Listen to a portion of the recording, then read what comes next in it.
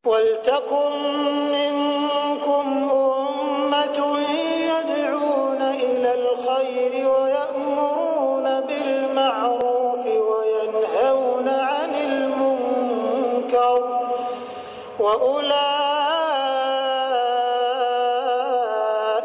هُمُ الْمُفْلِحُونَ. Bismillahirrahmanirrahim. Alhamdulillah. Alhamdulillahi hamdan katsira thayyiban mubarakan fih mubarakan alaih kama yuhibbu rabbuna wa yarda. Wa usalli wa usallim ala nabiyyina al-karim Muhammadin wa ala alihi wa ashabihi wa man tabi'ahum bi ihsanin ila yaumiddin. Saudara-saudaraku, kaum muslimin dan kaum muslimat, sahabat pendengar Radio Siar Tit Aceh 96,1 FM dan juga Radio Al-Kans yang ada di Kota Langsa dan Radio As-Sunnah yang ada di Takengon. Alhamdulillah, pada sore hari ini kita kembali bisa menyapa para sahabat semuanya, tentunya di acara kajian kita di sore hari ini. Sebagaimana yang telah disampaikan pada hari ini, kita akan membahas kemungkaran-kemungkaran yang terjadi di perayaan malam tahun baru. Sebelum kita membahas tentang kemungkaran-kemungkaran yang terjadi di dalamnya, Allah Subhanahu wa taala menyebutkan sebuah ayat di dalam Al-Qur'anul Karim, "Wa kadzalika ja'alna likulli nabiyyin aduwan syayatinal insi wal jinni yuhi ba'dhum ila ba'dhin zukhrufal qawli ghurura." Dan demikianlah kami menjadikan setiap nabi itu musuh, syaitan dari kalangan jin dan syaitan dari kalangan manusia, yang mereka itu saling mendukung dengan kalimat-kalimat yang mereka utarakan, yang sebenarnya kalimat itu merupakan kalimat-kalimat kebatilan, tetapi dibungkus seakan-akan itu merupakan sebuah kebenaran. Dan ini sudah menjadi sunnahnya ahlul batil, ya jalannya orang-orang yang mereka ingin membuat kerusakan di muka bumi Allah Subhanahu wa taala dengan menyamarkan sesuatu yang jelas keharamannya seakan-akan itulah sebuah perkara yang baik. Bahkan tidak hanya dianggap sebagai baik saja, tetapi juga terkadang itu dianggap sebagai ibadah dengan nama toleransi. Ya tentunya di akhir tahun ini kita tidak akan habis-habisnya membahas tentang toleransi, dan toleransi. Sebenarnya, apakah memang Islam tidak pernah mengajarkan sama sekali itu toleransi? Sehingga membutuhkan orang-orang dari kalangan kaum liberal, ya orang-orang yang mereka mengedepankan akal, ya atau humanisme, orang-orang yang memikirkan manusia, menjaga hak asasi manusia, sehingga keluarlah dari mulut-mulut mereka sesuatu yang sebenarnya adalah bahan lelucon dan bahan tertawaan ketika kita menilai itu dengan Al-Quran dan Sunnah Rasulullah SAW. Perlu untuk kalian ketahui, wahai kaum liberal, sebelum kalian mengajak toleransi dengan gaya dan ala kampungan dan noraknya kalian, Rasulullah SAW telah mengkhabarkan dalam hadisnya, "Bu'ithtu ala hanafiyah was samhah." Sesungguhnya aku diutus oleh Allah Subhanahu wa taala di atas agama Hanafiyah, di atas agama yang mengajak manusia untuk mentauhidkan Allah dan menjauhi segala bentuk-bentuk kesyirikan, dan as-samhah, agama yang samhah, agama yang penuh dengan toleransi. Ya, di antara makna toleransi yang mungkin perlu untuk kita memahami, apa sih sebenarnya toleransi? Ya, toleransi di mana seseorang menjaga hak-hak orang lain agar hak orang lain tersebut tidak terganggu. Nah, kalau seandainya ini yang diinginkan toleransi, maka Islam telah membahas permasalahan ini ribuan tahun yang lalu. Rasulullah SAW menyebutkan di dalam hadisnya, Rasulullah mengatakan, al-muslimun man salima al-muslimuna min lisani wa yadihi. kriteria seorang muslim atau standar seorang muslim adalah orang yang terjaga, ya, atau orang yang mereka menjaga tangannya dan lisannya dari orang yang lainnya. Itu sifat seorang muslim. Itu kriteria seorang muslim. Tangannya tidak mengganggu orang lain, tidak mencuri, tidak korupsi, tidak nyolong, dan juga lisannya terjaga dari mencela, mencaci, menjatuhkan, merendahkan, dan yang semisalnya. Kecuali sesuatu batasan-batasan yang dibenarkan dalam syariat. Tetapi secara hukum asal, Islam adalah agama yang sangat menjaga hak-hak orang lain. Oleh karena itu, ada beberapa perkara yang itu menjadi prinsip, ya, atau menjadi kebebasan, ya, yang dimiliki oleh seseorang yang kita tidak boleh mengganggunya. Saya rasa semua agama, semua pergerakan hak asasi manusia kah namanya, Komnas HAM kah namanya tentunya akan menjaga yang namanya harta, akan menjaga yang namanya darah, ya, akan ada namanya kehormatan, menjaga kehormatan, dan juga menjaga dari keturunan.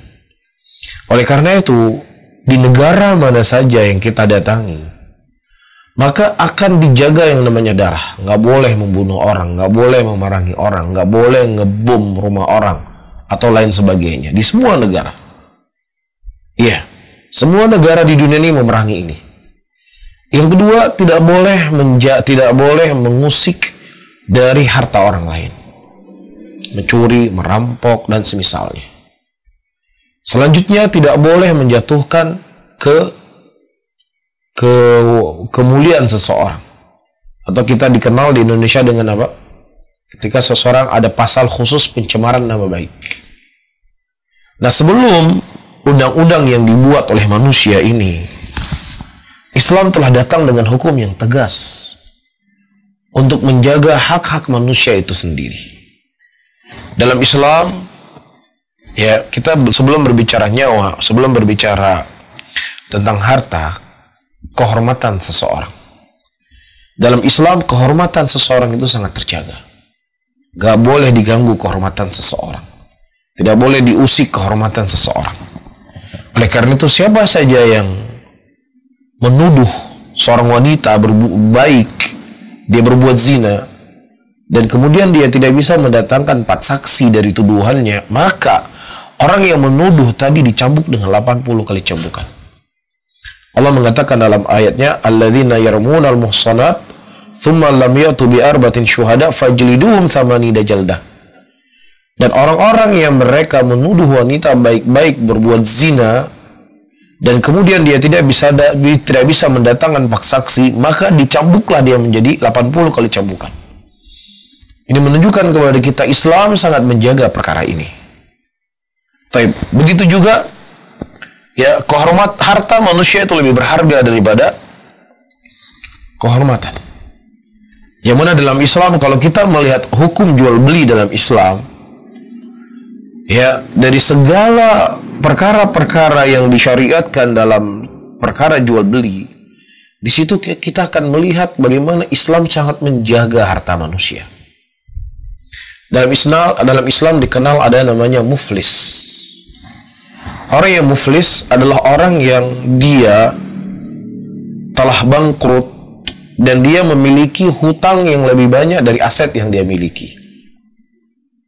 Misalnya seseorang dia punya aset 2 miliar, sementara hutangnya 2 kali lipat, 4 miliar hartanya. Berarti dari uang yang dia miliki, aset yang dia miliki 2 miliar, itu ada hak orang di situ. Yang dia sudah bangkrut, sudah muflis. Maka Islam, ya, mereka menuntut, atau dalam Islam tidak boleh bagi laki-laki ini untuk membelanjakan sesuatu dari harta yang dia miliki 2 miliar tersebut, barang-barang yang itu bukan dari kebutuhan sehari-hari, makan, minum, misalnya. Uang yang 2 miliar misalnya dia beli aset, beli mobil. Dia punya uang cash 1 miliar, punya aset 1 miliar. Nah, uang 1 miliar itu asetnya dia beli mobil. Itu tidak sah dalam Islam. Kenapa? Karena dia dalam kondisi muflis. Karena dia punya hutang dengan orang lain yang harus dia wajib bayar. Maka hukum dalam Islam, uangnya itu harus dibekukan. Diambil oleh pemerintah, kemudian diserahkan untuk orang yang dia hutangi tersebut.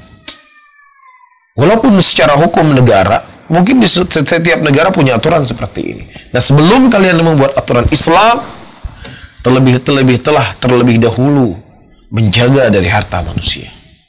Karena itu hak privasi yang dimiliki oleh seseorang. Tidak boleh kita semena-mena. Maka Rasulullah SAW menyebutkan di dalam hadisnya, la yuhillu malul muslim illa bi tibin nafs. Tidak halal dari harta seorang muslim kecuali apa membuat dia rela dan dia ridho. Nah, ini tidak lain adalah sebagai bentuk menjaga hak orang lain. Dan begitu juga Islam datang hukum yang sangat tegas ketika seseorang mengambil harta orang lain tanpa hak dengan batasan-batasan tertentu. Allah mengatakan as-sariqu was-sariqatu faqta'u aydiyahuma. Laki-laki yang mencuri dan perempuan yang mencuri, maka hendaknya dipotong kedua tangannya. Maksud, yang laki-laki juga dipotong tangan, yang perempuan juga dipotong tangan ketika dia mencuri. Untuk apa? Untuk menjaga harta manusia yang telah dia curi dan memberikan pelajaran buat orang lain tidak semena-mena dengan harta manusia. Bisa difahami di sini? Taib. Kemudian selanjutnya dalam Islam sangat menjaga yang namanya nyawa. Nyawa yang dimiliki oleh satu-satunya oleh setiap manusia, itu mereka yang memiliki kebebasan untuk hidup. Ya, tidak boleh diusik darahnya, tidak boleh ditumpahkan darahnya. Kecuali hal orang-orang yang mereka dibolehkan untuk ditumpahkan darah. Seorang laki-laki yang telah berzina, yang dia telah menikah, begitu juga perempuan, maka hukum Islam dirajam. Taib. Begitu juga seseorang yang membunuh nyawa orang lain, kita akan bahas. Maka dia boleh dibunuh. Atau orang kafir yang dia memerangi muslimin, yang mengusir kita dari negeri kita, atau nama lain penjajah, maka boleh mereka diperangi. Taib. Atau pemberontak yang pemberontakan tersebut tidak akan bisa dihentikan kecuali dengan cara dibunuh, maka juga dibolehkan. Sebagaimana yang telah disebutkan oleh para ulama dalam kitab-kitab fikih. Akan tetapi, ketika golongan-golongan yang saya sebutkan tadi ternafikan darinya, dia bukan orang telah berzina dan seterusnya, walaupun zina itu ditegakkan oleh pemerintah, bukan orang sembarangan orang, ya, maka siapa yang dia membunuh nyawa seseorang, maka hukumannya dia akan dibunuh. Allah mengatakan barang siapa yang seseorang membunuh seorang mukmin muta'ammidan, dalam keadaan dia sengaja, maka dia dilaknat dan dia akan lama dalam nerakanya Allah Subhanahu wa taala. Sehingga apa saja jalan-jalan untuk menjaga nyawa seseorang ataukah nyawa dirinya, maka Islam mendukung semua hal-hal mengarah ke sana. Apa misalnya? Tidak boleh ugal-ugalan di jalan raya. Ya, dia ikut peraturan lalu lintas. Memakai helm. Ya, tidak membawa mobil di atas kecepatan yang telah ditentukan. Untuk apa ini semuanya? Dilakukan oleh pemerintah untuk menjaga jangan sampai mencelakakan nyawa orang lain dan juga jangan mencelakakan nyawa dirinya. Dan Islam itu telah mengatur ribuan tahun yang lalu sebelum ada kendaraan. Ya, sebelum ada mobil, Islam telah mengatur itu semuanya secara mendetail untuk menjaga jangan sampai nyawa manusia itu tertumpahkan, meninggal. Nah, walaupun misalnya seseorang membunuh tanpa sengaja, dia membawa mobil, ya, kemudian dia tabrak orang, ada orang tiba-tiba nyebrang jalan, itu dalam Islam namanya qatl khata', dia membunuh tanpa sengaja. Nah, walaupun dia tidak berdosa, dia tidak dihukum mati karena ketidaksengajaannya, Tetapi Islam ya mewajibkan kepadanya membayar dia. Ya. Atau dia berpuasa berturut-turut selama 2 bulan. Tidak boleh dia putus-putus. Kenapa? Menjaga hak orang lain. Oleh karena itu, saya tegaskan kembali, para hadirin dan hadirat rahimani wa rahimakumullah, Anda tidak perlu berbicara toleransi di hadapan ajaran yang telah diajarkan oleh Nabi SAW. Anda tidak perlu membahas tentang toleransi ketika berhadapan dengan Al-Quran dan Sunnah Rasulullah SAW. Karena Islam, sebagaimana yang telah saya cuplik sedikit daripada ajaran Islam yang sangat memperhatikan hak-hak orang lain. Baik. Kemudian, para hadirin dan hadirat rahimani wa rahimakumullah, Allah Subhanahu wa taala menyebutkan di dalam banyak ayat Al-Quran yang menunjukkan bahwasanya Islam adalah agama yang sangat toleran. Ketika ada orang yang berbuat jelek kepada kita, kalaupun seandainya kita membalas, maka tidak boleh berlebih-lebihan dalam kita membalasnya. Harus seimbang. Tetapi kalau seandainya kita mau bersabar dari gangguan mereka, kezaliman yang dibuat oleh manusia, maka ya itu lebih baik untuk dirinya. Allah mengatakan dalam ayatnya, fa'in uqibu bimithli ma uqibtum bih wa la in sabartum lahu khairul lisabirin. Fa'in uqibtum, kalau fa'in uqibtum fa'aqibu bimithli ma uqibtum bih. Kalau seandainya ada orang yang membuat gangguan kepadamu, maka balaslah gangguan tersebut semisal. Gak boleh berlebih-lebihan. Ya, walain sabartum, tetapi kalau seandainya kau mau bersabar, maka bersabar itu lebih baik. Kata Allah Rabbul Alamin, gak perlu kita balas. Taib. Namun, seperti yang telah saya sebutkan tadi, wa kadzalika ja'alna likullin nabiyyin aduan syayatinal insi wal jinni yuhi ba'dhum ila ba'din zukhrufal qawli ghurura. Itu para hadirin, terkadang mereka sengaja menciptakan terorisme atau kelompok-kelompok tertentu, ya, atau mereka tidak menciptakannya, tetapi kedunguannya mereka, kecurangannya mereka, kefajirannya mereka mencontohkan Islam dan mencontohkan kehidupan muslimin adalah kelompok-kelompok terorisme tersebut. Ini sebuah kecurangan. Kalau seandainya Islam dan muslimin kondisinya itu seperti orang-orang teroris ajarannya, maka tidak akan ada satu orang pun dari kalangan kufar yang akan tinggal di Indonesia ini. Tidak akan ada satupun gereja yang berdiri di sini. Tidak akan ada sekolah non-Islam pun yang akan berdiri di sini. Tidak ada tempat-tempat ibadah selain daripada yang saya sebutkan tadi berdiri di sini. Kalau seandainya Islam itu adalah seperti kelompok ISIS atau terorisme tersebut, tidak akan ada hidup orang kafir di sini. Inilah kecurangannya mereka. Ya. Inilah kenistaan yang ada pada diri mereka, dicontohkan di depan, di khalayak ramai. Ini loh Islam. Padahal dia punya tetangga orang Islam. Dia punya orang depan rumah orang Islam. Ya, atau mungkin dia punya guru sekolah dulu orang Islam. Tapi dia nggak pernah diusik, dia nggak pernah diganggu. Dia bisa hidup di negeri ini. Inilah para hadirin. Di antara kedustaan yang paling besar, yang seakan-akan dia melihat matahari dan kemudian dia mendustai matahari, begitulah pekerjaan orang-orang hari ini.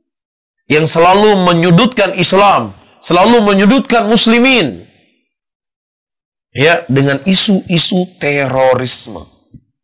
Lihatlah jumhur muslimin. Lihatlah mayoritas muslimin. Yang mereka juga rajin ke masjid.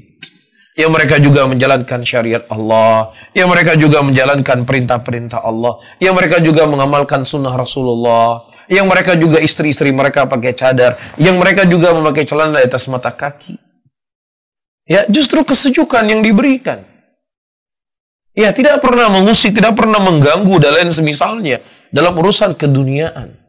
Nah, ketika ada orang-orang yang berpakaian dengan pakaian yang saya sebutkan tadi, kita katakan itu adalah kaum yang kita sendiri mengingkarinya. Kita sendiri memerangi pemikiran-pemikiran demikian. Sehingga bukan sebuah kejujuran ketika Anda mencontohkan Islam adalah jalannya mereka. Atau digambarkan nanti ketika jalan syariat Islam, ya selalu digambarkan negara ISIS. Ini kan nggak adil namanya. Kita sendiri orang Islam mengatakan mereka terorisme. Ya, seharusnya kalau kalian ingin mencontohkan tentang Islam, ya, walaupun kita tidak mengatakan Saudi menjalankan Islam 100%, tetapi setidaknya hukum-hukum Allah tegak di sana. Yang membunuh, dibunuh, lain sebagainya. Apakah orang-orang kafir, ya, tidak dibiarkan, tidak diberikan kehidupan di sana? Mereka dibantai masuk ke sana. Justru di rumah sakit selain di Mekah dan di Madinah, kita akan melihat banyak sekali orang-orang Nasrani tinggal di sana. Sebagai perawat. Bahkan perusahaan-perusahaan besar, perusahaan-perusahaan minyak, mereka punya sekolah di situ.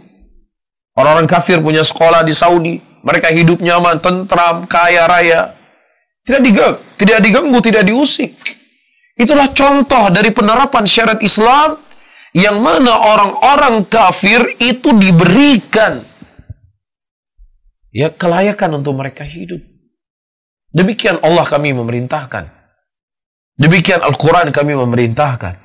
La yanhakumullahu anil ladhina lam yuqatilukum fid din wa lam yukhrijukum min diyarikum an tabarruhum wa tuqsitu ilaihim innallaha yuhibbul muqsitin. Dan Allah tidak melarang kalian, ya, untuk berbuat baik dan berbuat adil kepada orang-orang yang mereka tidak memerangi kalian karena agama kalian. Dan juga tidak mengusir kalian dari negeri-negeri kalian. Silahkan kalian berbuat baik kepada mereka. Silahkan kalian berbuat adil kepada mereka. Karena sesungguhnya Allah mencintai orang-orang yang berbuat keadilan. Namun, para hadirin dan hadirat, ketika urusannya adalah urusan keagamaan, urusannya adalah urusan al-i'tiqad, maka agama kami mengatakan lakum dinukum waliyadin. Agama kalian adalah agama kalian, agama kami adalah agama kami. Nah, sehingga tidak ada toleransi dalam bentuk perkara-perkara yang itu merupakan kekhususan agama. Nah, toleransi yang model seperti ini, toleransi ya kita ya beribadah ke sana, beribadah ke sini, kita begini, ini toleransinya Abu Lahab, Mas. Ini toleransinya Abu Jahal. Musuh-musuhnya Allah. Kalau ente menganggap itu sebagai musuh Allah, dengar. Ketika mereka tidak mampu lagi menghalau dakwah Rasulullah sallallahu alaihi wasallam, kemudian mereka menawarkan kepada Rasulullah untuk memberikan harta yang sangat banyak dan menikahkan dengan siapapun wanita yang diinginkan oleh Rasulullah, asalkan jangan mencela Tuhan kami, jangan kritik-kritik ajaran kami, jangan salah-salahkan kami. Ya, walaupun ini dinamakan toleransi oleh pengikut Abu Lahab hari ini. Taib. Kemudian, para hadirin dan hadirat rahimani wa rahimakumullah, kalau seandainya pun itu tidak kamu terima, maka tahun ini, ya sudah, sebagai bentuk toleransi, kami menyembah Tuhanmu. Ya, tahun depan, ya, sebagai bentuk toleransi, kamu menyembah Tuhan kami. Kan enak. Jadi kita nggak perlu ribut-ribut. Ya, nanti pas perayaan kami, yuk sama-sama kita ikut perayaan kami. Ya, nanti pas perayaan kalian, ya, sama-sama kita ikut perayaan kalian.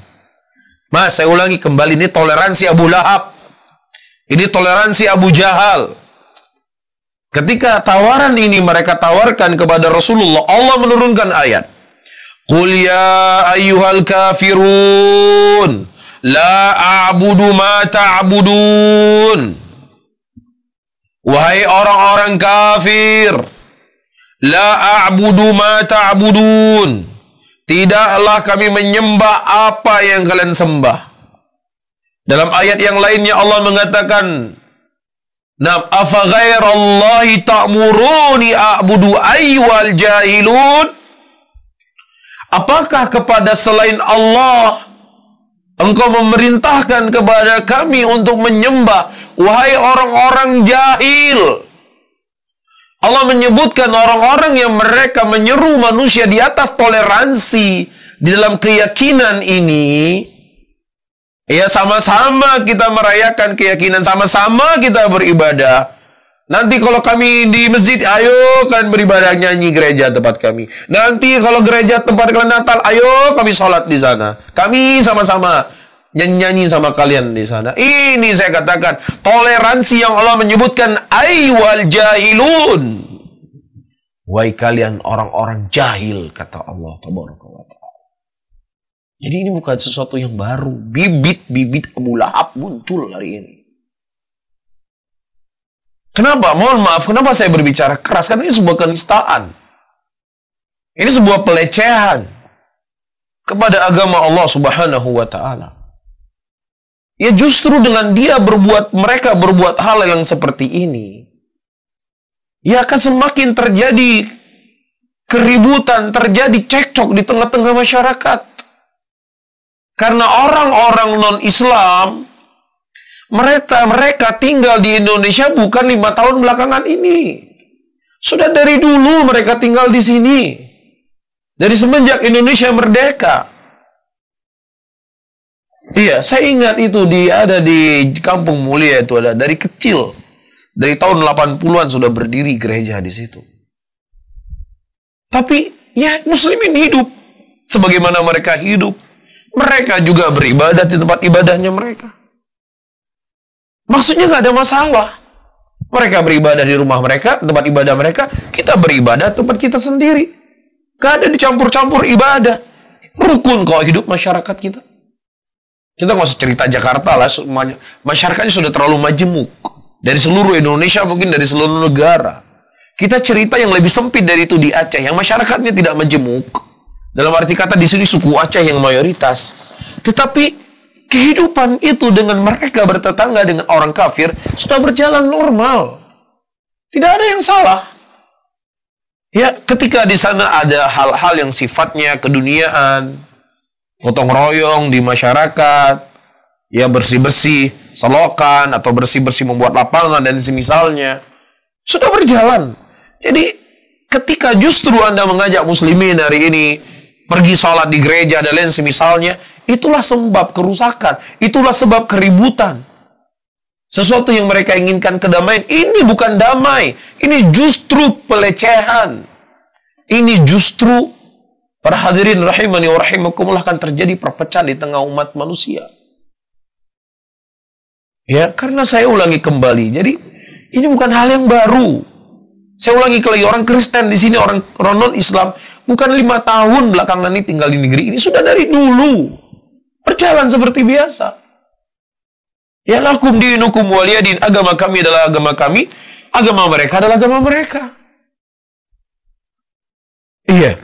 Nah, ketika di sana ada orang-orang yang menamakan dirinya kelompok Islam bom gereja, bukan cara begini kita menyelesaikannya, tapi kita selesaikan dengan ilmu. Kita sampaikan dalil dari Al-Quran dan Sunnah. Islam tidak mengajarkan demikian. Islam melarang untuk buat bom bunuh diri.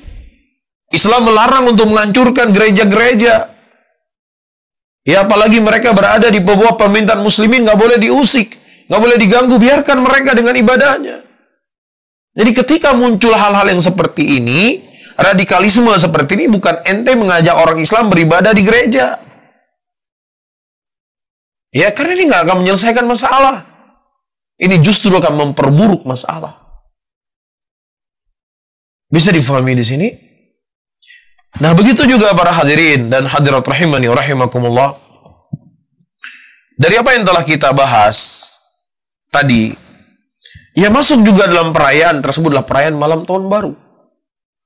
Yang mana malam tahun baru itu merupakan perayaan-perayaan yang bukan dari Islam. Terlebih di dalamnya banyak sekali kemungkaran-kemungkaran yang terjadi. Ya, terbuka pintu zina. Ya, musik di mana-mana. Ya, begitu juga ikhtilat di mana-mana. Khumur di mana-mana, khamar di mana-mana. Ini tak kita khawatirkan justru akan mendatangkan, kita akan mengundang murkanya Allah. Zaharul fasadu fil bari wal bahr bima kasabat aydin nas liyudhiqahum ba'dal ladzi amilu la'allahum yarji'un. Dan sungguh telah nampak kerusakan di daratan dan di lautan dikarenakan tangan-tangan manusia itu sendiri. Dikarenakan dosa-dosa manusia itu sendiri. Sehingga kami ingin merasakan kepada mereka sebagian dari azab. Dari apa yang mereka lakukan dari kemungkaran tersebut. Dan juga takutlah dengan firman Allah, wattaqu fitnatan la tusibanna alladhina zalamu minkum khassah. Takutlah kamu dengan sebuah fitnah. Yang fitnah itu tidak hanya menimpa orang-orang zalim saja di antara kalian. Sehingga ini yang perlu kita khawatirkan. Ya, ketika banyaknya orang berbuat dosa, banyaknya orang berbuat maksiat, banyaknya orang berbuat kemungkaran, disitulah kita harus banyak menangis. Disitulah kita harus banyak beristighfar kepada Allah Subhanahu wa Ta'ala. Karena ketika tersebarnya maksiat, disitulah bala akan datang. Namun ketika ada orang-orang yang mereka mau beristighfar kepada Allah, itu menjadi sebab akan terhalangi daripada musibah Allah Subhanahu wa Ta'ala. Ya, jangankan para hadirin, perkara-perkara yang sifatnya adalah perkara-perkara yang mungkar, perayaan atau ibadah yang dilakukan di dalam agama selain Islam, yang itu merupakan ibadah yang legal di kalangan mereka. Ya, itu pun Rasulullah SAW memerintahkan kita untuk supaya beda, jangan sama persis. Ketika dalam agama Yahudi, mereka berpuasa tanggal 10 Muharram. Hari di mana Allah membebaskan Musa dan kaumnya dari Fir'aun. Kemudian Rasulullah mengatakan, Nanu ahaqqu bi Musa. Kami lebih berhak kepada Musa dibandingkan kalian. Itu kata Rasul SAW. Sehingga Nabi juga menganjurkan untuk umatnya berpuasa pada tanggal 10. Nah, supaya tidak sama persis dengan mereka, maka Rasulullah menganjurkan kita untuk berpuasa satu hari atau satu hari sebelumnya atau satu hari setelahnya, untuk supaya beda. Padahal itu ibadah, bukan hal yang mungkar, bukan hal kekufuran, ibadah. Nah, itu ibadah saja nggak boleh sama. Walaupun kita puasa tanggal 10, tapi kita harus menyelisih mereka, jangan sama persis. Begitu juga orang-orang ahlul kitab, mereka berpuasa. Kaum muslimin juga berpuasa. Nah, supaya puasa kita tidak sama dengan puasa mereka, apa kata Rasulullah? Faslun bainana siyamana wa siyam ahlul kitab aqlatus sahur. Perbedaan di antara puasa kita dengan puasanya ahlul kitab adalah makan sahur. Jadi walaupun mereka puasa, kita puasa, ya sudah, supaya tidak sama persis dengan puasanya mereka, kita makan sahur. Nah, puasa tadi legal nggak buat mereka? Legal kan? Sesuatu yang ibadah dari kalangan mereka atau tidak? Tidak ada unsur maksiatnya di situ, tidak ada unsur kezaliman di situ, tidak ada unsur kekufuran di situ. Tetapi Rasulullah SAW mengingatkan kita juga jangan sama persis dengan mereka. Nah, apalagi sesuatu yang itu merupakan sifatnya kemungkaran. Di dalamnya ada kekufuran, di dalamnya ada kemaksiatan, di dalamnya ada bentuk pertentangan kepada Allah Subhanahu wa Ta'ala. Maka bagaimana mungkin kita bertoleransi dalam hal-hal yang seperti yang saya sebutkan tadi? Bisa difahami ya? Mudah-mudahan yang ringkas ini bisa memberikan manfaat kepada saya sendiri dan juga kepada hadirin dan hadirat semuanya. Wallahu ta'ala a'lamu bishawab. Barakallahu fikum.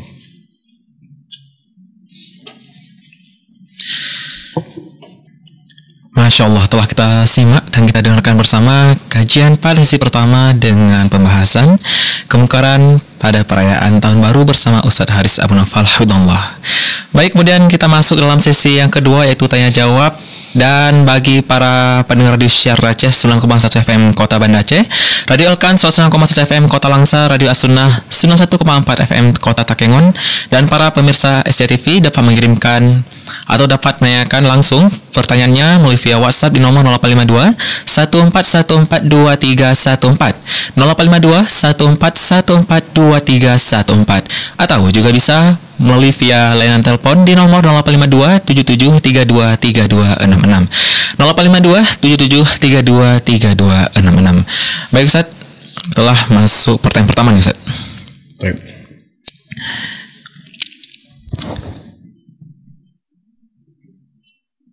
Pertanyaan pertama Ustaz dari hamba Allah di Poso, Sulawesi Tengah. Mau bertanya Ustaz, mungkin di luar tema nih saya. Apakah selfie termasuk hukum gambar makhluk bernyawa yang diharamkan Ustaz? Mohon jawabannya Ustaz. Barakallahu fiikum. Baik, berarti laki-laki atau perempuan? Tidak disebutkan Ustaz. Baik, saudara-saudaraku muslimin dan muslimat rahimani wa rahimakumullah. Selfie itulah salah satu dari bentuk foto. Ya, foto memang ada perkara yang diperselisihkan oleh para ulama. Sebagian para ulama mereka mengatakan foto termasuk daripada keumuman hadis Nabi SAW, asyaddun nas adzaban yaumil qiyamah al-musawwirin. Orang yang paling keras adabnya nanti di yaumul qiyamah adalah tukang gambar. Sebagian ulama memasukkan ini adalah foto. Dan sebagian ulama yang lain mereka mengatakan ini bukan foto. Ini bukanlah gambar yang dimaksudkan dalam hadis. Tetapi gambar yang dimaksudkan dalam hadis itu adalah lukisan yang dilukis atau sesuatu yang dipahat sifatnya, yang menjadi patung dan yang semisalnya. Maka itu yang terlarang. Namun, walaupun seandainya ada sebagian para ulama yang mereka menghalalkan bukan bagian dari foto, bukan bagian dari gambar, maka hendaknya seseorang untuk menjaga dirinya.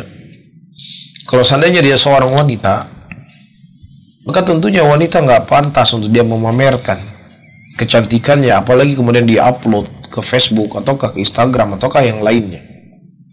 Nah, kalau seandainya laki-laki itu sifatnya bukanlah seperti sifat perempuan. Ya, laki-laki foto seperti itu, aduh, saya rasa ibaratnya kita orang Aceh malah agak-agak lain. Ya, laki-laki foto selfie senyum. Mohon maaf ya, ini kan tabiatnya wanita. Walaupun kita sebutkan tadi adalah sesuatu yang terlarang. Jadi itu memang sudah jadi tabiat. Selfie, foto sendiri, yang begini, kemudian di-upload. Akhi, ya matastahi, tidak malulah kita. Seorang laki-laki, ya foto sendiri, upload sendiri, share sendiri, naudzubillah. Ya, maka ada hal-hal yang terkadang itu sesuatu yang memang boleh. Tetapi kita harus menjaga diri kita, menjaga kehormatan kita. Ya, apalagi dia seorang laki-laki, ya maka tentunya tidak pantas untuk dia melakukan selfie-selfie yang seperti itu. Tapi gunakanlah foto-foto yang memang sifatnya adalah sesuatu yang penting, sesuatu yang memang ada hajat di sana. Adapun Anda memamerkan wajah Anda, apa hajatnya Anda memamerkan wajah Anda? Di-upload ke Facebook dan lain sebagainya. Apa kira-kira? Saya nggak tahu apa manfaat dan apa yang ingin dia cari, ya, dengan memamerkan wajah-wajahnya, ya, di Instagramnya atau yang semisalnya. Kecuali yang seperti saya sebutkan tadi, ada maslahat kebaikan di situ, ya, dia menyebarkan ceramah kan sifatnya bukan foto, video. Ya, wallahu a'lam bishawab. Baik, demikian hamba Allah dari Poso, Sulawesi Tengah atas jawaban dan nasihat dari Ustaz Haris Abu Naufal hafizahullah. Baik Ustaz, kemudian kita masuk dalam pertanyaan kedua. Ustaz, Ana Abdullah Soleh dari kota Sibolga ingin bertanya, bagaimana hukum menerima uang dari orang kafir? Karena sebagian keluarga saya ada yang kafir. Mohon pencerahannya Ustaz. Masya Allah, para hadirin dan hadirat rahimani wa rahimakumullah, di sana dibahas oleh para ulama hadiah, penerimaan hadiah. Hadiah secara hukum asal itu boleh untuk kita terima. Karena ternukilkan Nabi SAW pernah dihadiahkan kambing, Rasulullah SAW pernah dihadiahkan pakaian, ya, bahkan juga beliau pernah diberikan hadiah makanan, diterima oleh Nabi SAW. Kecuali perkara-perkara yang di sana terlarang dalam agama. Apa misalnya seseorang menerima tips dari pekerjaan yang dia bekerja dengannya yang dia telah digaji. Ya, seseorang misalnya dia sudah digaji A, yang dia bertugas untuk mengurusi masalah A ini oleh pemerintah atau di tempat dia bekerja. kemudian dia menerima lagi upah dari hasil pekerjaan dia tersebut dari pihak lainnya.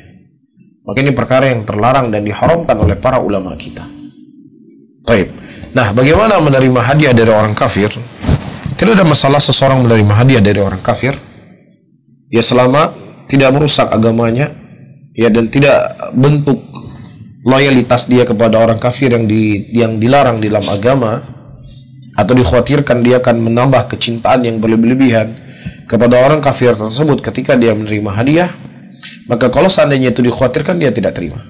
Tapi kalau seandainya dia bisa selamat, dalam arti kata cuma sekedar pemberian dari saudaranya atau dari kerabatnya yang non muslim, hukum asalnya tidak ada masalah untuk dia menerima, karena Rasulullah menerima makanan dari seorang Yahudi yang kemudian di makanan tersebut diberikan racun. Nah, wallahu a'lam. Baik para pemirsa dan para pendengar yang bisa menjangkau siaran kami, yang ingin langsung bertanya melalui via WhatsApp, bisa di nomor 08214142314, 08214142314, atau juga bisa melalui layanan telepon di nomor 08277323266, 08277323266. Baik Ustaz, pertanyaan berikutnya. Ustadz, apakah boleh mentalak istri jika ada seseorang ingin rihlah menuntut ilmu syar'i ke luar negeri? Alasannya si pria takut menzolimi wanita. Saudara-saudaraku muslimin dan muslimat rahimani wa rahimakumullah, dan juga kepada saudara saya yang bertanya. Nah, kalau seandainya Anda di dalam berhubungan suami istri, dalam arti kata adalah hubungan yang baik, harmonis dan yang semisalnya, kemudian tidak ada alasan bagi Anda untuk menceraikan dia kecuali hanya sekedar untuk Anda menuntut ilmu, maka kita katakan menuntut ilmu itu adalah wasilah, jalan. Adapun ghayah daripada ilmu adalah amalan.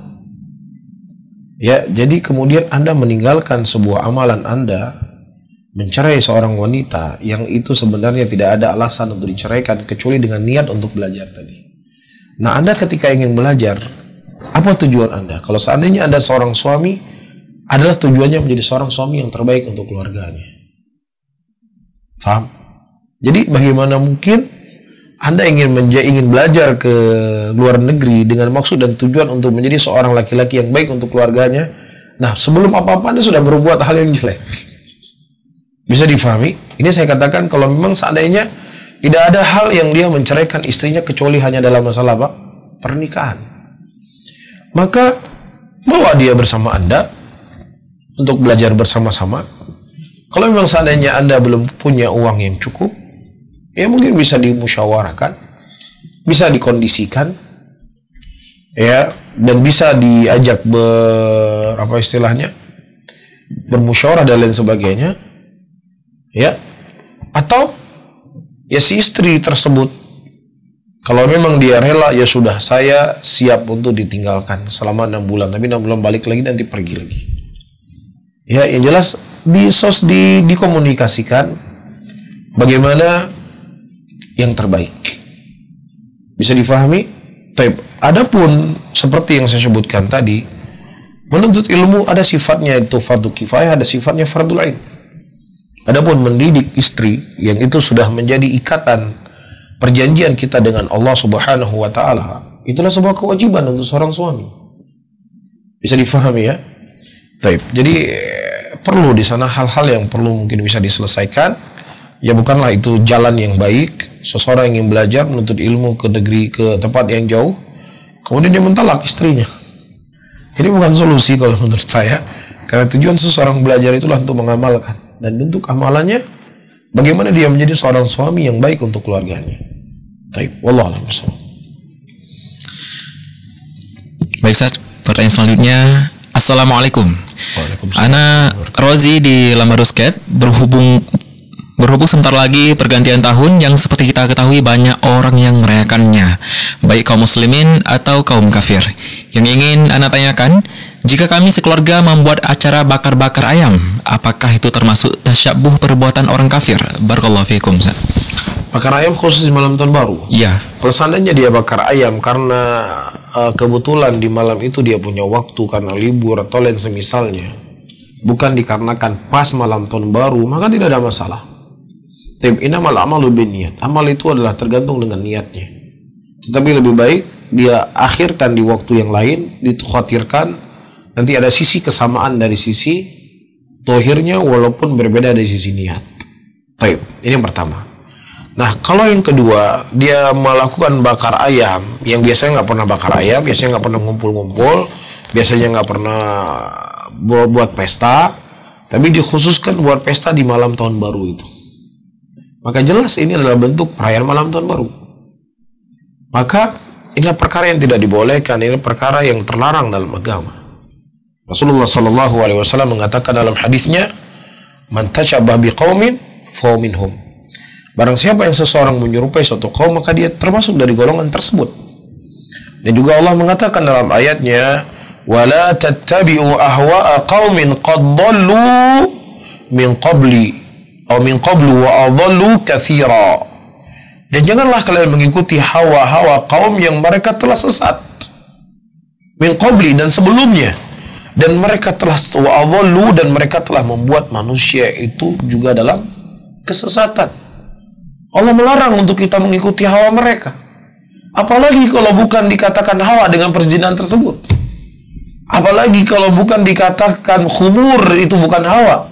Yang mereka rayakan malam tahun baru seakan-akan mereka berpijak di bumi ini milik mereka sendiri.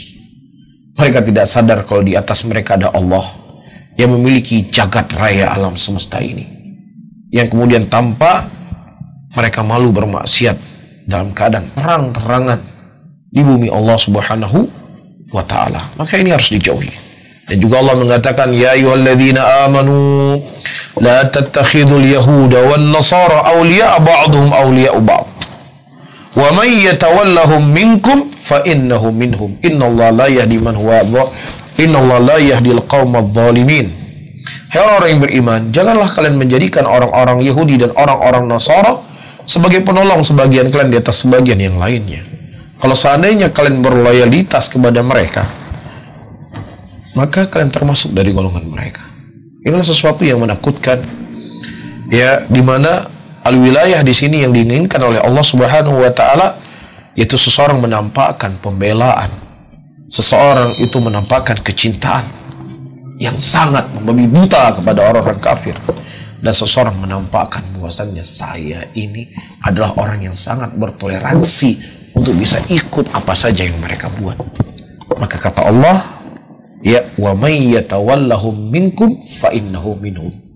Barang siapa yang seseorang berloyalitas dengan mana yang saya sebutkan tadi, maka dia termasuk dari golongan mereka.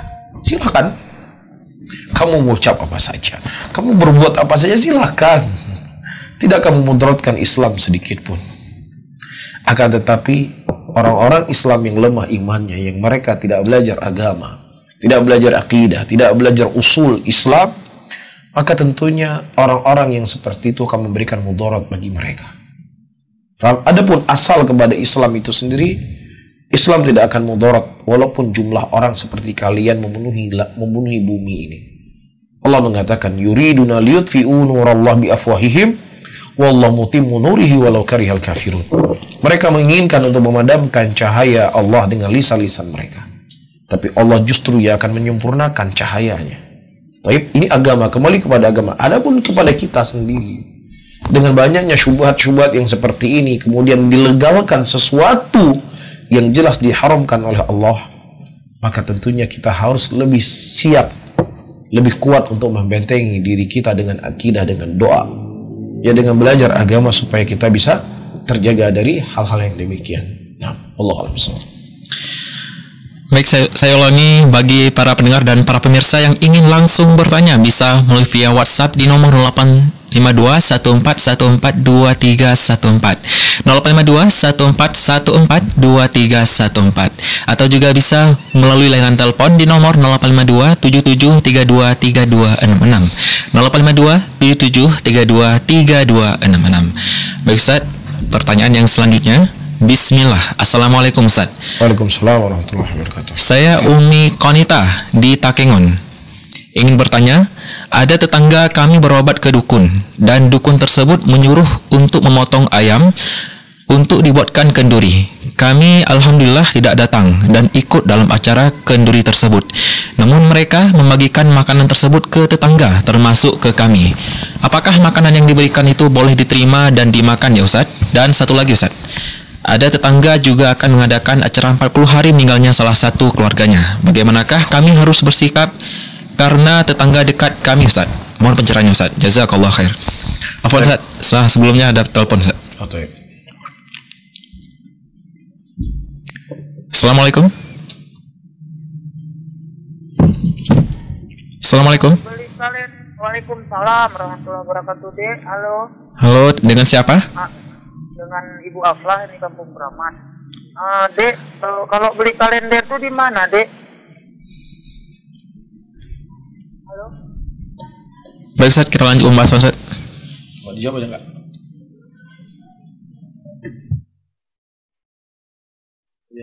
Ya nanti dihubungi kembali bilang gitu. Jawab aja dulu. Nanti dihubungi, nanti akan kami hubungi bilang gitu. Assalamualaikum. Waalaikumsalam. Dek. Ya. Mau tanya ini yang beli kalender tuh di mana, Dek? Ibu ini lagi live, nanti kami jawab Bu ya. Tolong ya Dek ya, nanti ya Dek ya, tolong ya. Ayo.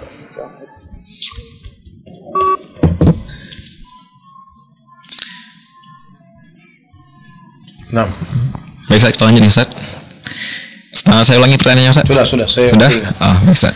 Saudara-saudaraku muslimin dan muslimat rahimani wa rahimakumullah, dan terkhusus kepada saudara saya yang bertanya, pertama perlu kita ketahui hukum asal daripada makanan itu adalah halal, kecuali di sana datang dalil tentang keharuman makanan tersebut. Misalnya dia adalah babi, ya, atau makanan yang disembelih tidak atas nama Allah, ya, bukan disembelih juga untuk Allah, ya, dan tidak makanan-makanan yang mengandung khamar, maka hukum asal dari makanan tersebut adalah halal.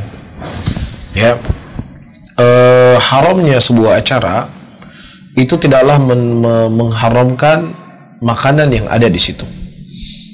Maka makanan yang ditanyakan tadi hukum asalnya boleh dia menerima, kecuali kalau seandainya dia mengetahui makanan yang hewan yang dia sembelih tersebut bukan atas nama Allah, dia menyembelih atas nama syaitan, ya, atas nama jin, atau dipersembahkan makanan tersebut untuk syaitan, dipersembahkan untuk jin, maka dia tidak boleh untuk memakannya.